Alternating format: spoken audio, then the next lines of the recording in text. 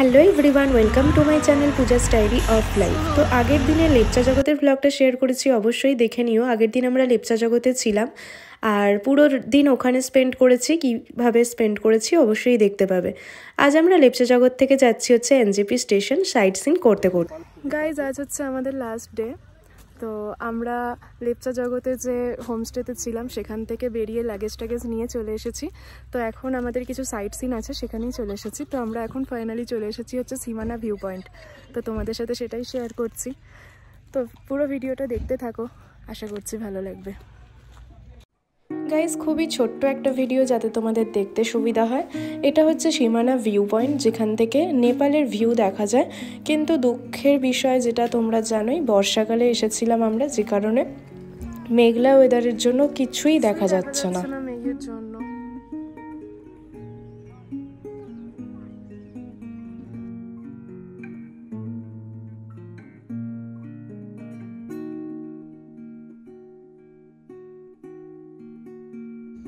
এখন তোমাদের সাথে শেয়ার করব খুব সুন্দর একটা ভিউ, যেটা নর্থ বেঙ্গলের খুবই স্পেশাল টি গার্ডেনের ভিউ। তো চলো, আমার তো খুব ভালো লেগেছে, আশা করছি তোমাদেরও ভীষণ ভালো লাগবে। দেখো তোমরা,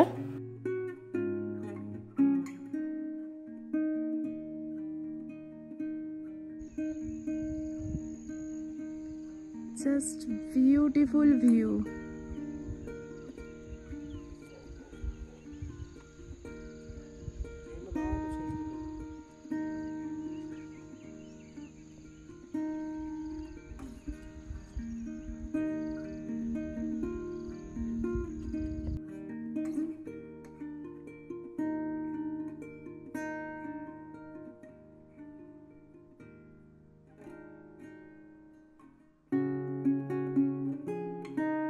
এখন আমরা চলে যাচ্ছি হচ্ছে আজকে আমাদের লাস্ট সাইট সিং মেরিকে।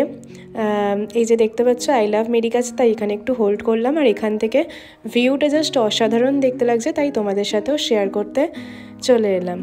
এই যে জাস্ট অসাধারণ লাগছে, নিচে শুধু চারিদিকে টি গার্ডেন, জাস্ট দারুণ লাগছে। আর আঁকাবাঁকা রাস্তা।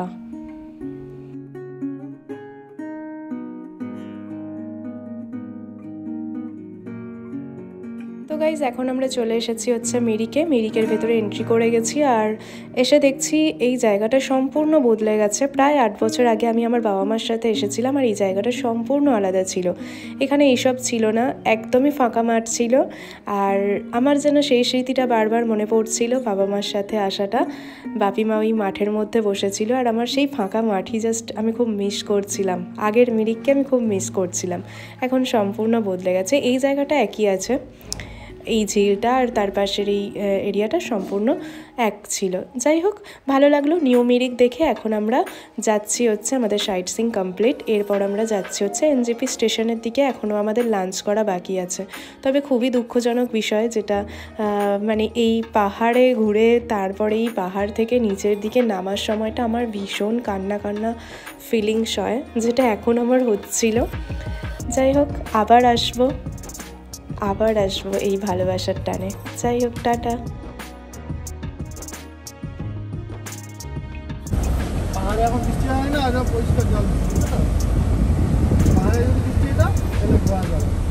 তো খুব জোর আমাদের মানে খিদে পাচ্ছিল, তাই আমরা শিলিগুড়িতে এসেই চলে এসেছি এই রেস্টুরেন্টে। আর আমরা আমাদের লাঞ্চ অর্ডারও করে দিয়েছি, আর লাঞ্চ চলেও এসেছে। আমি নিয়ে নিয়েছি হচ্ছে মাটন থালি, যেখানে একটা বেগুনি, স্যালাড, আর এই যে মাটন, আর তার সাথে ডাল, আর এই যে সবজি আর আলু ভাজা ছিল। আর এই হচ্ছে, উনি হচ্ছেন আমাদের ড্রাইভার। এই কটা দিন ওনার সাথে মানে খুব ভালো ব্যবহার ওনার। যাই হোক, খুব ভালো লাগে। তো এখন আমরা লাঞ্চ কমপ্লিট করে যাচ্ছি হচ্ছে স্টেশনে। আমাদের 3:05 থেকে বন্দে ভারত ট্রেন আছে। তো ব্লগটা এখানেই এন্ড করব। পুরো ব্লগটা দেখার জন্য ধন্যবাদ। ভালো লাগলে লাইক শেয়ার কমেন্টস করে দেবেন। আর যারা এখনও চ্যানেলটা সাবস্ক্রাইব করেননি প্লিজ চ্যানেলটা সাবস্ক্রাইব করে বেল আইকনটা ক্লিক করে দেবেন। নিয়ে আসবো আবার নেক্সট ব্লগ। বন্দে ভারত ট্রেনে আমরা কীভাবে জার্নি করলাম সেটা তোমাদের সাথে অবশ্যই শেয়ার করব। তো এখন আপাতত এই পর্যন্তই, টাটা।